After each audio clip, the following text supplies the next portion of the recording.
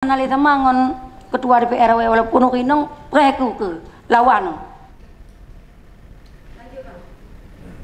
Nah, mungkin Pak Bensar, ini tolong untuk ke depan jangan terumpat ulang lagi, ya.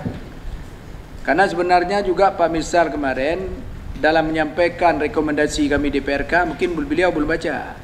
Coba dibaca nanti rekomendasi DPR, apa yang kami pertahankan DPR, tolong juga diindahkan nanti, ya. Sebenarnya Bupati ini nggak tahu apa-apa dia. Tapi karena ada masukan-masukan dari Kepapeda, juga mungkin ada dinas yang lain, ini sampai ada potong-motong. Ya, ini sampai ada potong-motong.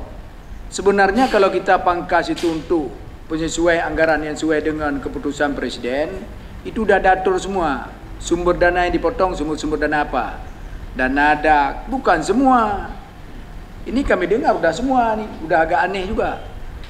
Sebenarnya kalau ada rencana pemotongan semua dalam BPK perubahan nanti. Tapi untuk diresionalkan anggaran, itu sebaiknya apa sesuai dengan Kepres itu aja. Tolong Pak Misal, ini jangan nanti kalian nanti cari-cari muka kepada Bupati, ini udah. Ini untuk kebersamaan kita. Ya. Ini untuk kebersamaan kita, jangan-jangan di kepala gara-gara ketua Bapeda, kami nanti bentrok dengan Bupati. Kalau saya sendiri memang udah siap, ya. Pak Misal mungkin udah tahu saya kayak mana. Masa Pak Ramli MS ada sedekah ini nggak ada kan? Jangankan dana khusus, dana PPK nggak sedekah. Ini demi Allah.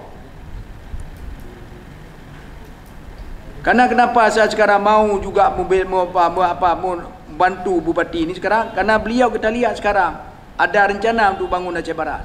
Tapi kalau kayak gini-gini SKPK-nya kayak mana? Nyoba ya padu-hadu ke mau.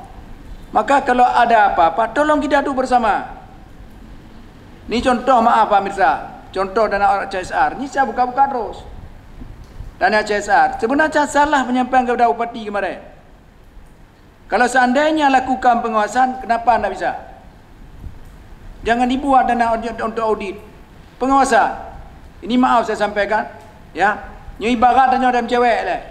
Amat BBO. Ada cewek dia. Udah di kedamaian BBO, kaji dah gutu orang banyak kaji tahu. Begitu juga, coba nih masuk ke MIPA lakukan pengawasan. Ini maaf Pak Rizal, sebenarnya kami sebelum bahasa dengan PPK dan dana khusus ini, kami perlu duduk dengan saudara, dengan penadina PU. Apa yang kita usulkan dengan dana CSR itu ke depan? Kenapa? Karena tahun-tahun kemarin nggak ada. Nggak ada, dari Bapeda pun nggak ada pengawasan. Kami pansus yang temukan di lapangan. Dari Bapeda nggak ada pengawasan, juga ada pengusulan dari Bapeda kemarin. Padahal ini tugas Bapeda. Dalam kanun sudah diatur semua dana CSR. Tapi nggak ada. Ini contoh ya, Pak Misal harus menganggarkan lagi untuk pengadaan ternak. Benarnya MIPA sudah siap melakukan pengadaan ternak, penggemukan ternak. Itu sebab di tahun berapa kemarin? Ada tahu Panda? Itu mata petelur. Kami temukan, kami tanya kemarin, ada petelur yang dilakukan dengan ternak CSR? Ada apa ini daerah ini? Ternyata sekarang sudah apa?